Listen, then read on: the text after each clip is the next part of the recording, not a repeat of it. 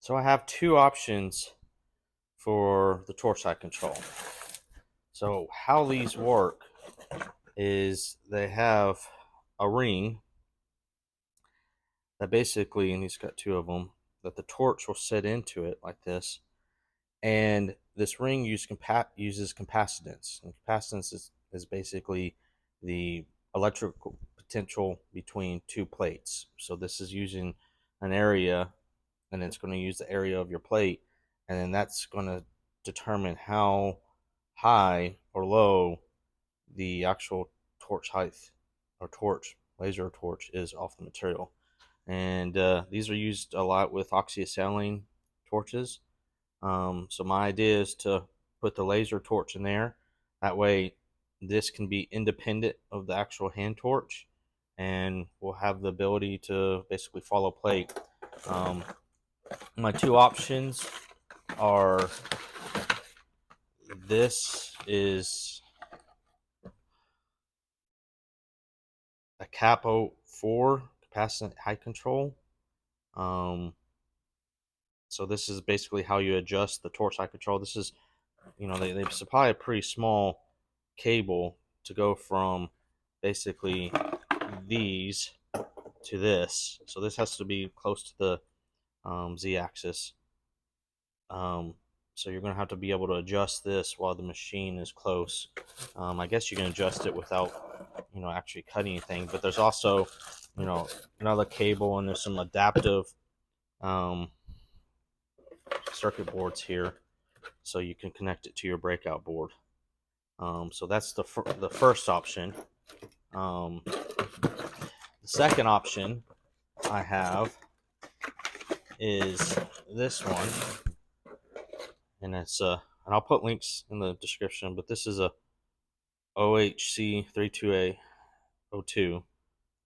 Same thing. I think it has to be close. Here's the actual mount. Um, so we'll have to modify that to work with whatever. This has a little bit of a spring to it, so I guess when it hits, if it hits it, it can give a little bit.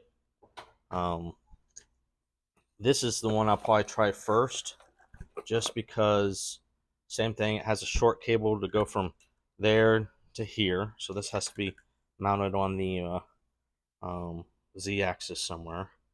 I think it takes 24-volt DC, and I think I'm going to use this one first, just because it seems like it has the option. Just basically, those are your connections to your breakout board, um, and then here's your connection to that, and then that's all you have to do. And then it has this remote, um,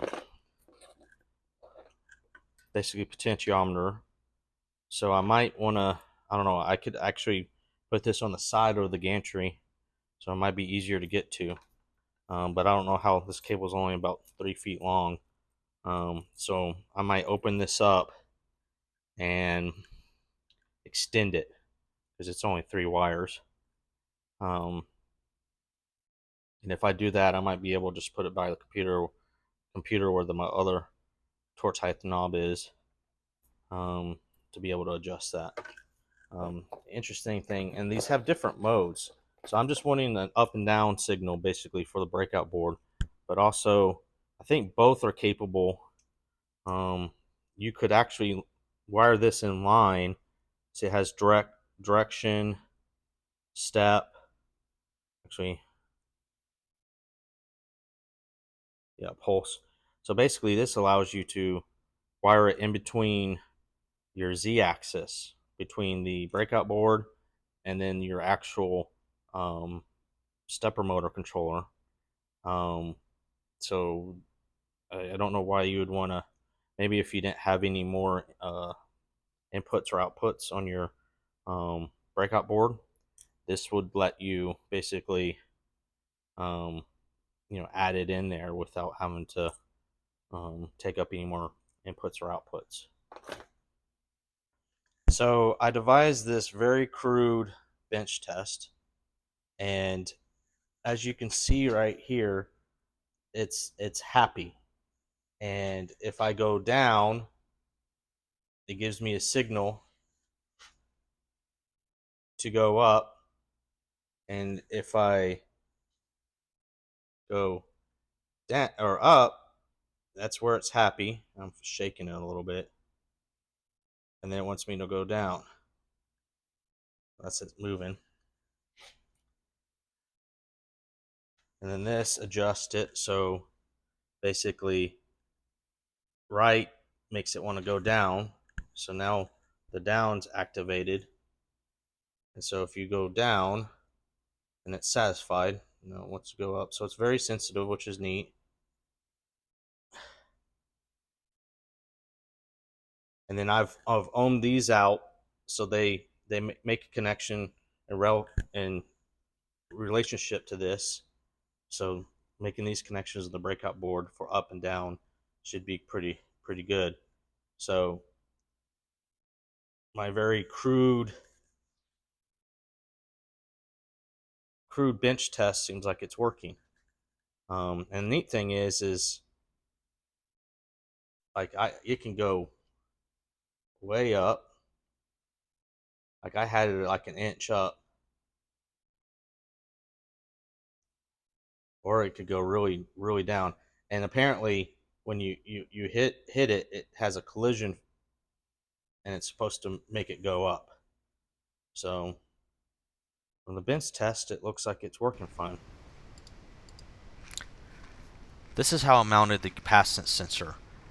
I used a hose clamp, tack welded it to the fiber laser head mount. This allows me to take the whole assembly off with the fiber head laser so I can still use the plasma cutter. This also lets me adjust the height of the capacitance ring in relation to the fiber laser head. I wanted the fiber laser head to stick below the ring so that the fiber laser could get as close to the plate as possible.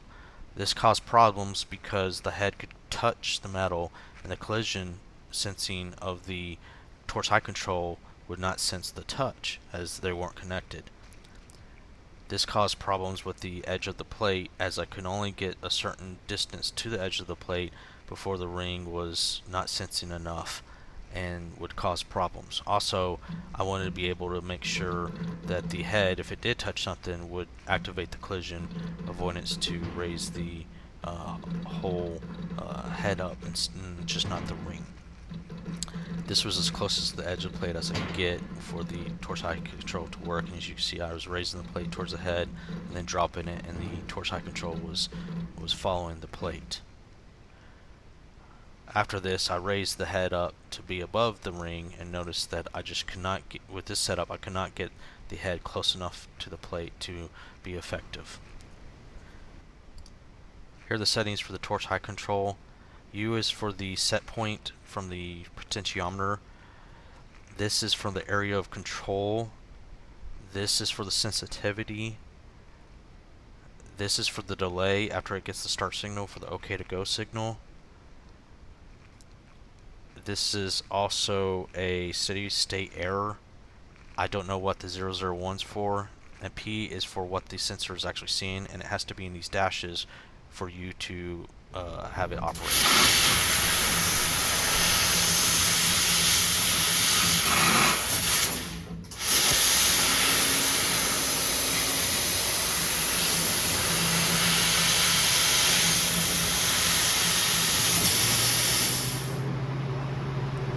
I'm impressed with the cut quality and how perpendicular the cut edge is to the top of the plate. I still have light dross on the back of the plate and want to get the nozzle closer to the plate to try to alleviate this. So this is my test setup to try to get rid of the ring on the torch high control and just use the nozzle itself. And I was able to get it to work, but knew that I needed to make a isolator instead of the stainless steel tube that came with the head.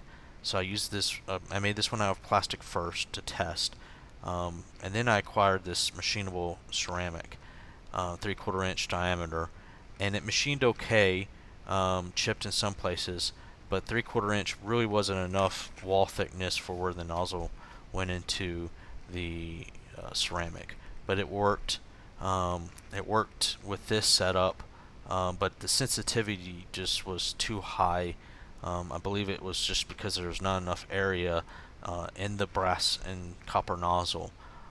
So what happened was I ended up um, uh, moving around and not paying attention, and the ceramic broke by the torch height control ramming the nozzle into the plate.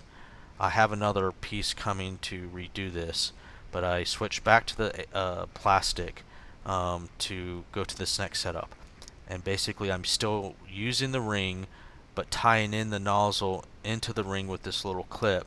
That way the nozzle can get below the ring, and since the nozzle actually hitting the plate, but having enough surface area in the actual ring itself to keep the height. And this is actually working pretty well, and it works pretty well when it gets close to the edge of the plate, and I can get to about 1/8 inch of the plate for this to work correctly.